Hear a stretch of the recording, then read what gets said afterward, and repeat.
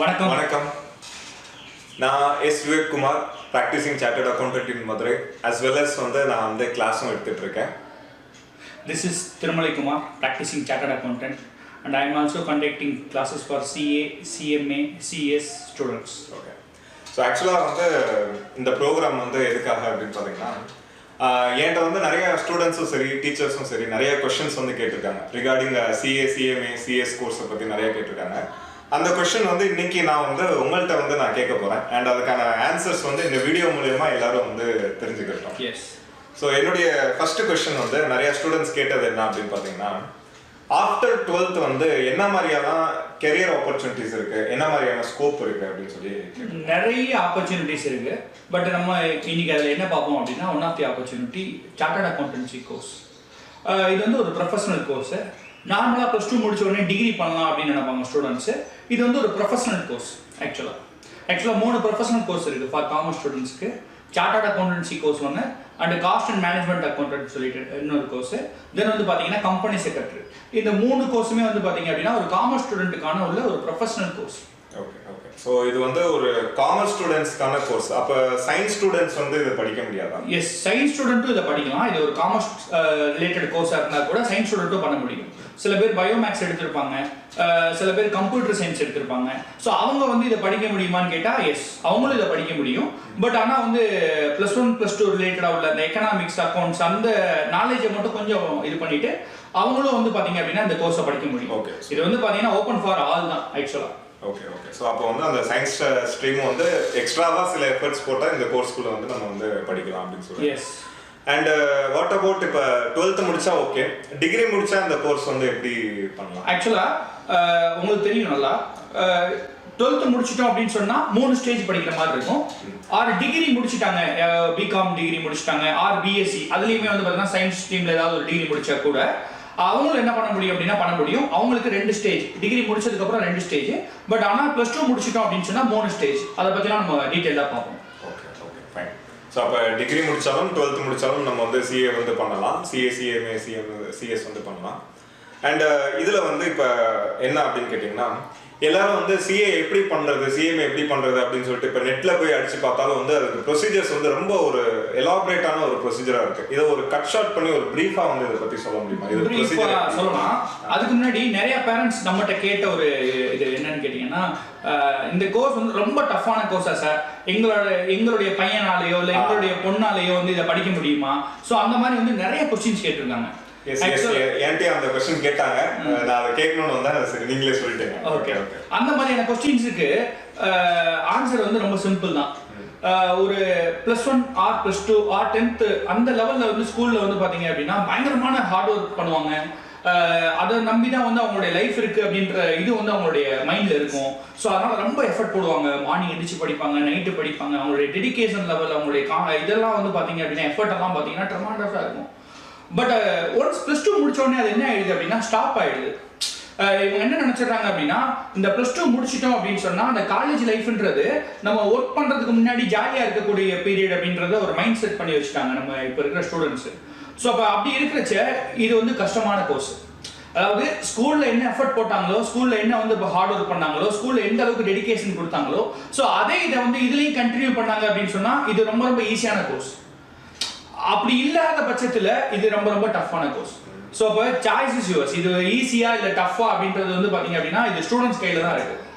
Okay. So அதாவது இந்த course டஃப்போ கிடையாது.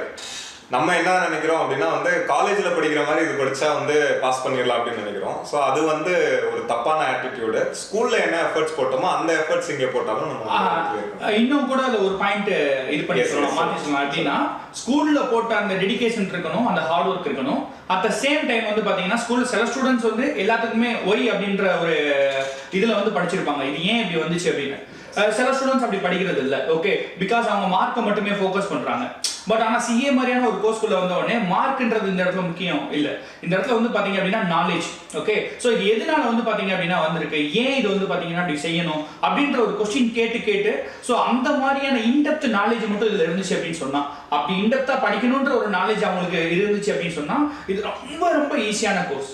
ஓகே ஓகே, அதாவது ஸ்கூல்ல வந்து செலக்டடா இப்ப புக் பேக் क्वेश्चंस மட்டும் படிக்கிற மாதிரி இல்லாம பேட்டர்ன்ல இல்லாம எல்லாமே வந்து ஏங்கற ஒரு வாட் இஸ் வாட்னு படிக்கிறத தவிர்த்துட்டு இன் டெப்தா படிக்கணும். why this has came அப்படிங்கற மாதிரி. சூப்பர் சூப்பர், நல்ல ஒரு எக்ஸ்பிளனேஷன். அண்ட் இப்போ நான் திரும்ப அந்த பழைய क्वेश्चनக்கு வரேன். சோ இது வந்து டஃப்பான கோர்ஸ்க்கு வந்து நீங்க வந்து எக்ஸ்பிளனேஷன் கொடுத்துட்டீங்க. இப்போ வந்து இந்த கோர்ஸை பத்தின ஒரு பிரீஃப், எப்படியெல்லாம் இந்த கோர்ஸ் வந்து எப்படி இது பண்ணணும், என்ன ப்ரொசீஜர் அப்படிங்கிறது. ஆக்சுவலா நம்ம ஏற்கனவே சொன்னோம் 3 ஸ்டேஜ் அப்படின்னு சொல்லிட்டு. 3 ஸ்டேஜ். என்னென்ன ஸ்டேஜ்னு கேட்டிங்கன்னா, ஸ்டேஜ் நம்பர் 1 வந்து ஃபவுண்டேஷன் கோர்ஸ்னு சொல்லுவாங்க, ஸ்டேஜ் நம்பர் 2 வந்து இன்டர்மீடியட் கோர்ஸ்னு சொல்லுவாங்க, ஸ்டேஜ் நம்பர் 3 வந்து பார்த்தீங்கன்னா ஃபைனல் கோர்ஸ்னு சொல்லுவாங்க. சிஏ படிக்கணும் சார், 3 ஸ்டேஜ் மட்டும் நீங்கள் முடிச்சா போதும். First stage foundation, second stage intermediate, தென் ஃபைனல். இந்த ஃபைனல் பண்ணும்போதே வந்து பார்த்தீங்கன்னா ஆர்டிகல் ஷிப்பும் சேர்ந்து பண்ணுற மாதிரி இருக்கும். ஆர்டிகல் ஷிப்பும் வந்து 3 இயர்ஸ். அதை பற்றி நான் என்னன்றதை டீட்டெயிலாக சொல்கிறேன். ஃபர்ஸ்ட் ஸ்டேஜ் வந்து பார்த்தீங்கன்னா ஃபவுண்டேஷன் சொன்னேன் இல்லையா, இந்த ஃபவுண்டேஷன்ல 4 பேப்பர்ஸ் இருக்கு. எந்த மாதிரி 4 பேப்பர்ஸ் இந்த இடத்துல இது பண்ணியிருக்காங்க அப்படின்னா, 2 பேப்பர்ஸ் வந்து டிஸ்கிரிப்டிவ் டைப்லையும் 2 பேப்பர்ஸ் அப்ஜெக்டிவ் டைப்லையும் பண்ணியிருக்காங்க. டிஸ்கிரிப்டிவ் டைப் அப்படின்றது உங்களுக்கு தெரியும், நம்ம ஏற்கனவே +1 +2 நீங்க எழுதிருப்பீங்க இல்லையா, அக்கௌண்ட்ஸ் எல்லாம் சம பெருசா எழுதிருப்பீங்க, ஸோ காமர்ஸ்லாம் தியரியா எழுதிருப்பீங்க. ஸோ அதே மாதிரி தான் வந்து பாத்தீங்க அப்படின்னா இங்க 2 பேப்பர் வந்து டிஸ்கிரிப்டிவ் டைப், 2 பேப்பர் மட்டும் அப்ஜெக்டிவ் டைப். அப்ஜெக்டிவ் டைப்ல நீங்க ஒன்றும் பண்ண போறது இல்லை, OMR சீட்டை வந்து பாத்தீங்கன்னா கொடுத்துருவாங்க, நீங்க சேர்ட் தான் பண்ண போறீங்க.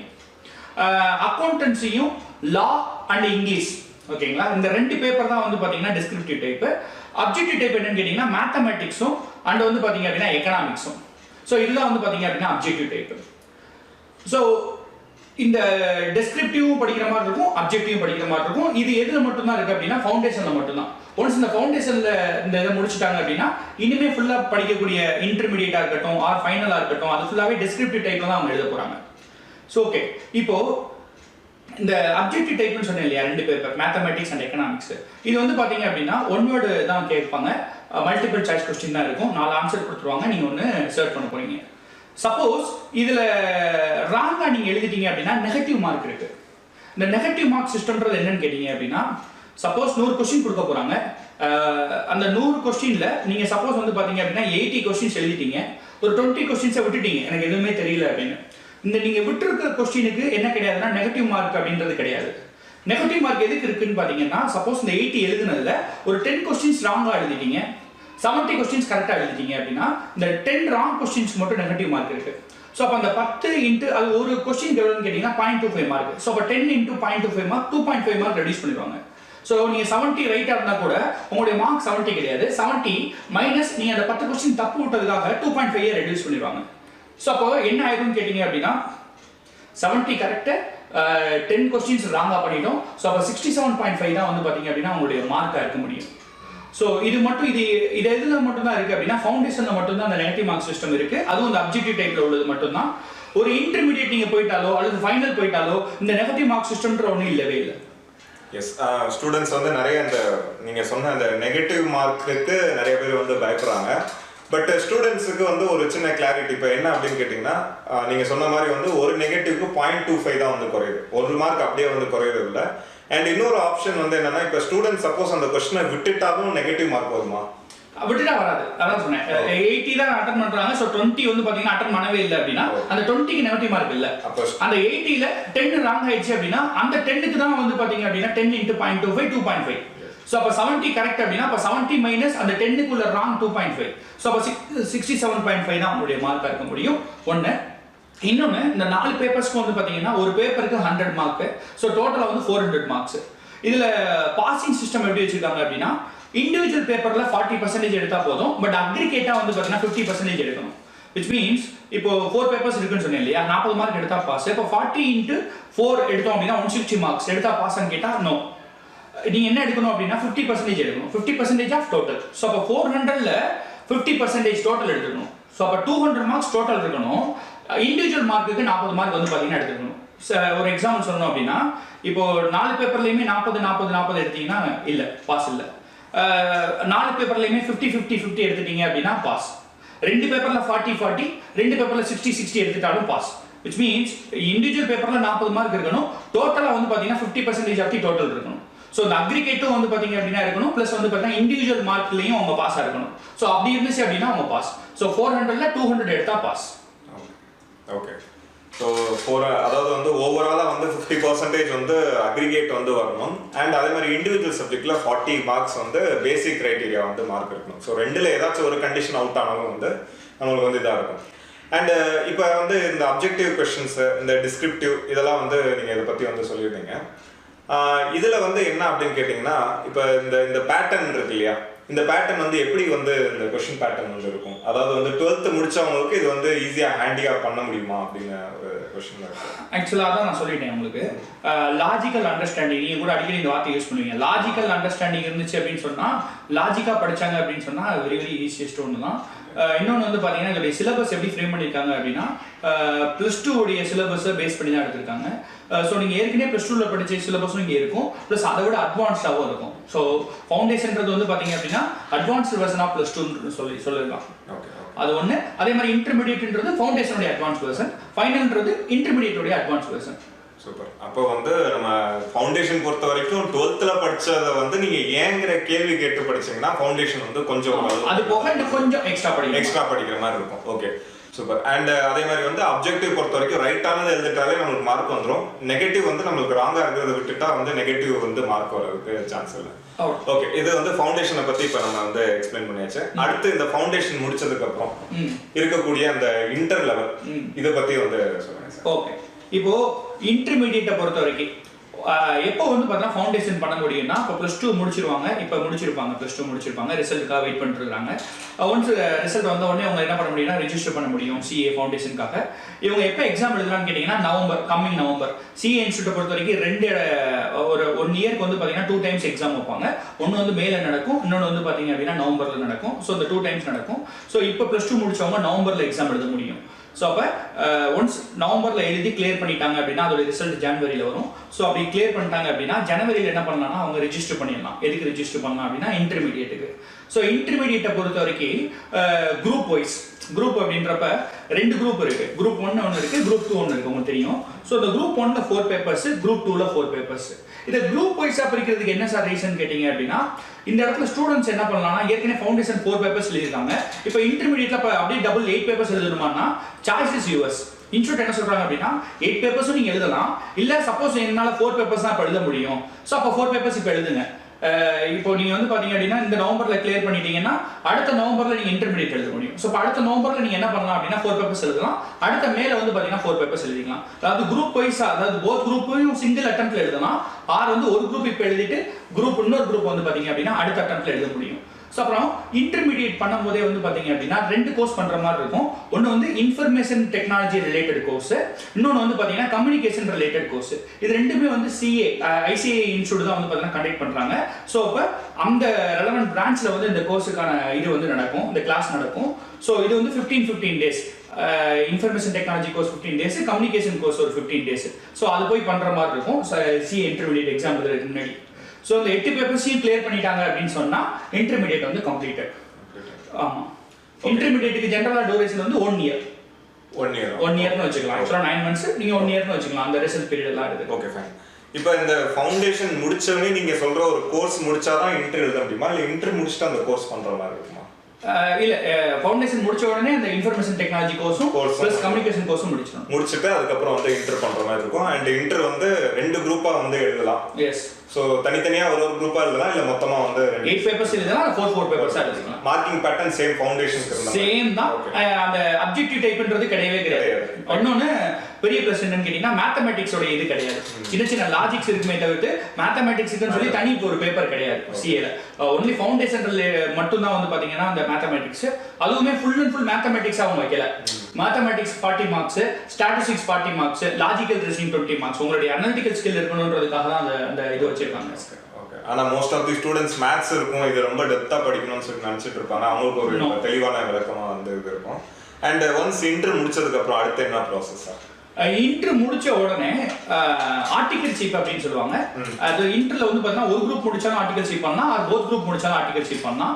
ஆர்டிகல்ஷிப்ன்றது என்னன்னு கேட்டீங்கன்னா ஏற்கனவே சார்ட்டர்ட் அக்கௌண்டன்சி முடிச்சவங்க ப்ராக்டிஸ் பண்ணிட்டு இருப்பாங்க இல்லையா. ஸோ அந்த ப்ராக்டிஸ் பண்றவங்ககிட்ட வந்து போய் 3 years வந்து இவங்க ஒர்க்கு கத்துக்கணும். ஸோ அதுதான் வந்து ஆர்டிகல்ஷிப் பீரியட் சொல்லுவோம். அந்த ஆர்டிகல்ஷிப் பீரியட்ல இவங்களுக்கு ஒரு ரெமுனரேஷன் கிடைக்கும், ஸ்டைஃபண்ட். ஸோ அந்த ஸ்டைஃபண்ட் வந்து பாத்தீங்க அப்படின்னா இவங்களுடைய இதுக்கு வந்து ஹெல்ப்ஃபுல்லா இருக்கும், இவங்களுடைய ஸ்டடீஸ்க்கு வந்து ஹெல்ப்ஃபுல்லா இருக்கும். ஓகேங்களா? இப்போ ஃபைனல் எக்ஸாம், அதாவது ஃபைனல் எக்ஸாம்லையும் குரூப் 1 குரூப் 2 2 குரூப் தான் இருக்கு. 8 பேப்பர்ஸ் இன்டர்மீடியட் எப்படி சொன்னேனோ அதே சேம் தான். இந்த 8 பேப்பர்ஸ் வந்து பாத்தீங்க அப்படின்னா டோட்டல் 800 மார்க்ஸ். 800 மார்க்ஸ்க்கு 400 மார்க்ஸ் எடுத்தா பாஸ். சப்போஸ் சிங்கிள் குரூப்பா எழுதணும் சார் அப்படின்னா 400 மார்க்ஸ்க்கு நீங்க 200 மார்க்ஸ் எடுத்தா பாஸ். இதுலயும் உங்களுக்கு என்ன இருக்காதுன்னா அப்ஜெக்டிவ் டைப் கிடையாது, நெகட்டிவ் மார்க் சிஸ்டம் கிடையாது, எதுவுமே கிடையாது. ஸோ ஃபைனல்ல வந்து 8 பேப்பர்ஸ். ஸோ டோட்டலா வந்து பாத்தீங்கன்னா ஃபவுண்டேஷன்ல 4 பேப்பர்ஸ், இன்டர்மீடியட்ல 8 பேப்பர்ஸ், ஃபைனல்ல வந்து பாத்தீங்கன்னா 8 பேப்பர்ஸ். ஸோ டோட்டலா 20 பேப்பர்ஸ் படிக்க போறாங்க. அதாவது இன்டர்மீடியட்டும் ஃபைனலும் 16 பிளஸ் வந்து பாத்தீங்கன்னா ஃபவுண்டேஷன் வந்து பாத்தீங்கன்னா ஒரு 20 பேப்பர்ஸ் படிக்க போறாங்க.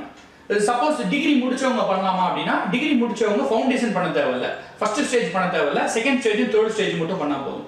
இதே மாதிரி ஃபைனல் படிக்கும் போதும் 2 கோர்ஸ் பண்ணணும். நம்ம சொன்னோம் இல்லையா, இன்ஃபர்மேஷன் டெக்னாலஜி கோர்ஸும் கம்யூனிகேஷன் கோர்ஸும் சொன்னோம் இன்டர்மீடியட்டுக்கு. ஸோ அதோட அட்வான்ஸ்ட் வெர்ஷன் வந்து பாத்தீங்கன்னா ஃபைனல்ல இருக்கு. ஸோ அதுவும் 15 டேஸ் வந்து பாத்தீங்கன்னா படிக்கிற மாதிரி இருக்கும். இதுலயும் வந்து பாத்தீங்கன்னா சிங்கிள் குரூப்பா எழுதலாம், ஆர் வந்து பாத்தீங்கன்னா போத் குரூப்பா எழுதலாம். ஒன்ஸ் உங்களுடைய ஆர்டிகல் ஷீட் பீரியட், அதாவது 3 இயர்ஸ் ஆர்டிகல் ஷீட் பண்ணணும்னு சொன்னோம், அது 2.5 இயர்ஸ் கம்ப்ளீட் ஆச்சு அப்படின்னு சொன்னா நீங்க வந்து என்ன பண்ணலாம்னா ஃபைனல் எக்ஸாம் எழுதலாம்.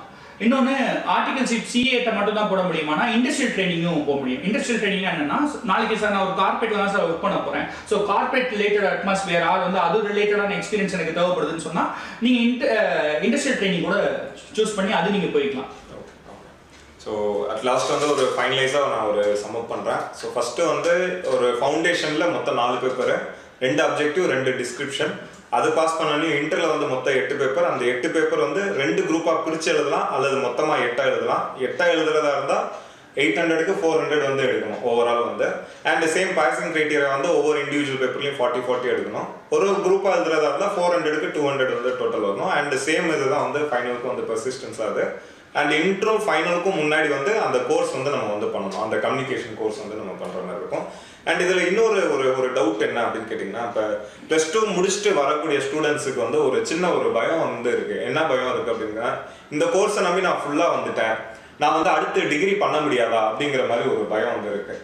ஸோ அது வந்து நிறைய பேர் கேட்கக்கூடிய கொஸ்டின். சார் எங்கள் பையன் வந்து டிகிரியும் படிச்சுட்டு சிஏவும் படிக்க முடியுமா சார்? எஸ், யூ கேன் பண்ண முடியும் உங்களால். பட் ஆனால் சஜஸ்டபிள் ஆப்ஷன் என்னன்னு கேட்டிங்கன்னா சிஏ மட்டும் பண்ணுறது பெட்டர் அப்படின்னு நான் நினைக்கிறேன். ஏன் அப்படின்னு கேட்டிங்க அப்படின்னா, சிஏ மாதிரியான ஒரு கோர்ஸுக்கு எதை நம்ம இன்வெஸ்ட் பண்ண போகிறோம் அப்படின்னா டைமை தான். மணியில் இன்வெஸ்ட் பண்ண போகிறோம், பட் மணி வந்து கம்மி தான், பட் டைம் தான் வந்து பார்த்தீங்கன்னா இன்வெஸ்ட் பண்ண போகிறோம். ஸோ அப்போ இந்த டைத்தை கொண்டு போய் நீங்கள் வேறு எதுலையாவது யூட்டிலைஸ் பண்ணீங்க அப்படின்னா உங்களுடைய மெயின் அப்ஜெக்டிவ் வந்து பார்த்தீங்க அப்படின்னா அஃபெக்ட் ஆகும்.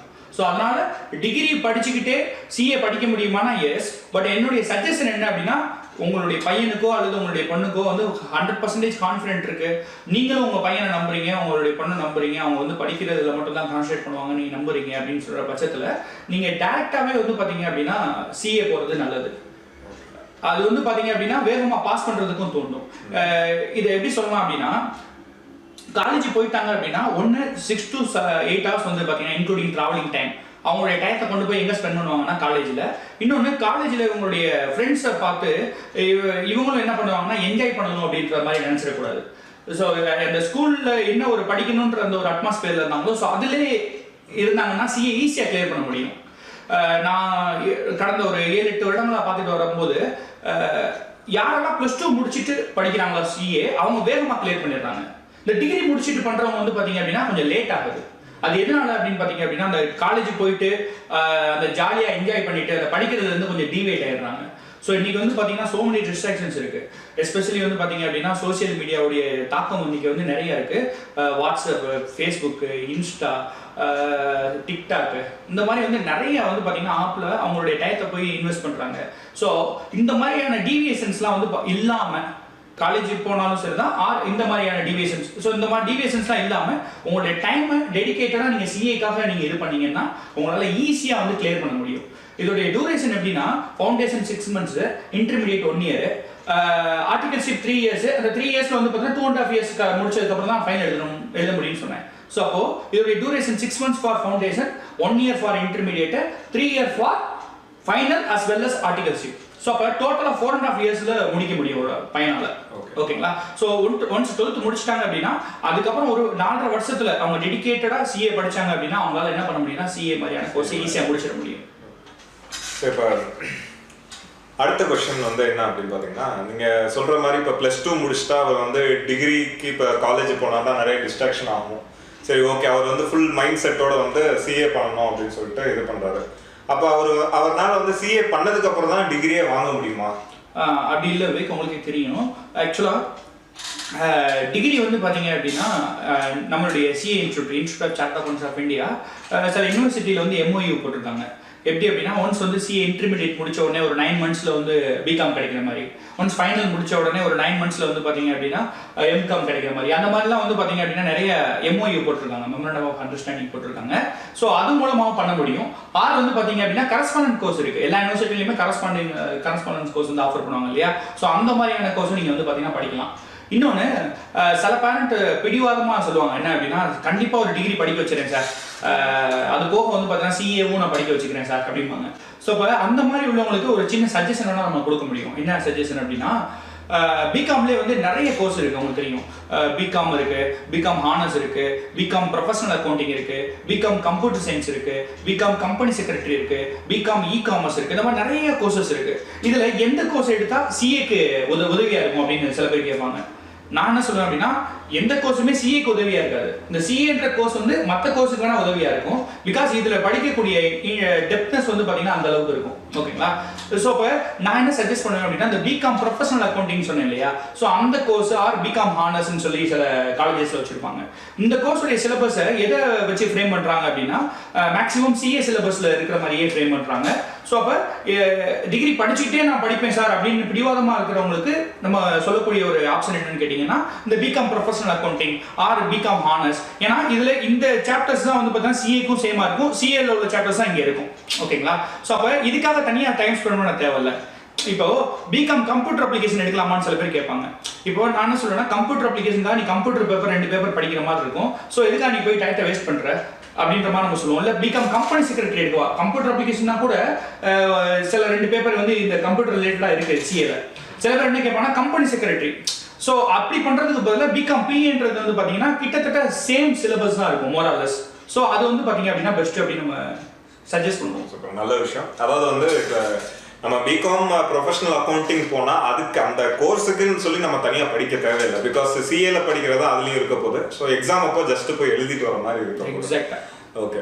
ஸோ மித்த கோர்ஸ் எடுத்தால் எக்ஸ்ட்ரா எஃபர்ட்ஸ் எடுத்து போட்டு படிக்கிற மாதிரி இருக்கும். ஓகே. ஸோ நான் வந்து இப்போ ஸ்டூடெண்ட்ஸ் கேட்டது, அவங்க பேரண்ட்ஸ் கேட்டது ஓரளவுக்கு நான் கவர் பண்ணி எல்லா கொஸ்டினும் வந்து கேட்டிருக்கேன்னு நினைக்கிறேன்.